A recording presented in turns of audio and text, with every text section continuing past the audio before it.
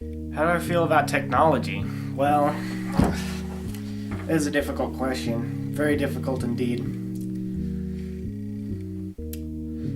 Suppose you could say my feelings are mixed. In order to adequately convey my opinions, we must journey back almost 2 centuries, back to Europe's Industrial Revolution. He brought up the Industrial Revolution? How typical of him. I suppose it was an important stepping stone towards where we are today. So I guess in a way it is justified. The Industrial Revolution is such a broad topic. I'll give you the abridged version. The revolution began in England right in the middle of the 19th century. It stemmed from the discovery of subsequent widespread use of coal as an energy source. In conjunction, traditional agricultural methods were replaced, in many cases by automatic machinery, which... He's probably over there giving you a boring history lesson, so I guess I'll try to spice this up as much as I can. So all this new technology is starting to pollute the air and the ground and the water.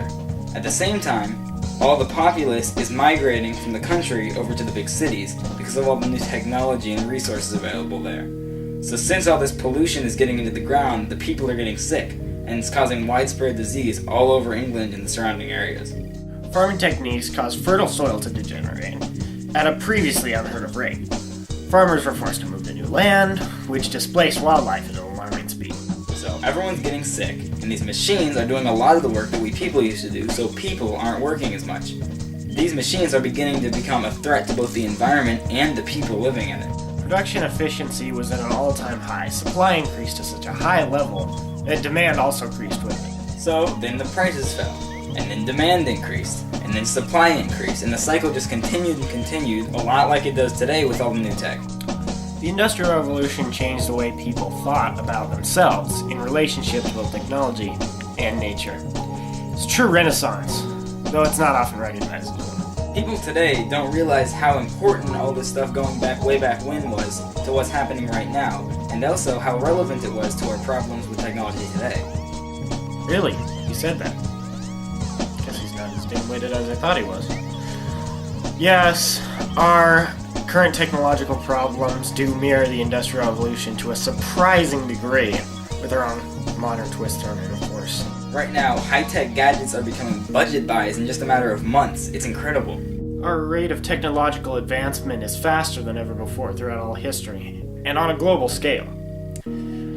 Devices that were just invented a decade ago or less are becoming integral to everyday life. Things like computers and the internet and cell phones, they've all been around for less than 20 years, and I'll just try to imagine life without them. Of course, this global phenomenon doesn't come without its drawbacks. Obesity rates are the highest that they've ever been, with no sign of going down. Many people say that these new machines are starting to have a negative effect on our society. People are exercising less and less because they have more things to do inside, and they're starting to socialize less and less because of all the social networks that allow them to talk to people without even seeing them. Modern technology has the potential to make us healthy again. I mean, we have fitness video games, we have exercise equipment, we got gyms with countless ways of helping us stay in shape.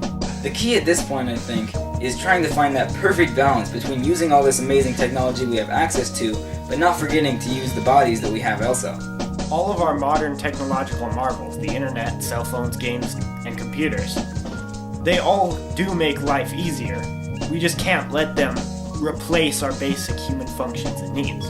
Of course, it wouldn't hurt to have all the corporate big boys endorse these ideas too. If they keep selling us their products without any message of self-regulation, then no one's going to self-regulate. It's a mutual endeavor. Of course, we'd be remiss if we didn't discuss our often overlooked, hugely underestimated problem with our line of production. People have heard of the child workforce that's producing a lot of our goods, but most don't realize how large in scale it is. This is taking place in China and parts of Africa. These kids are producing a lot of our modern technological goods. This problem just further demonstrates the world's largest corporate leaders. They're only interested in their own economic investments rather than the workers that help them get to where they are. Yeah, it sounds like you summed it up pretty well. Right now, there's this enormous disinterest in things that don't affect us. This is going on with our technology today, but no one's really doing anything to stop it. Solution? Honestly, there's no easy solution to something as widespread as third world child workforce.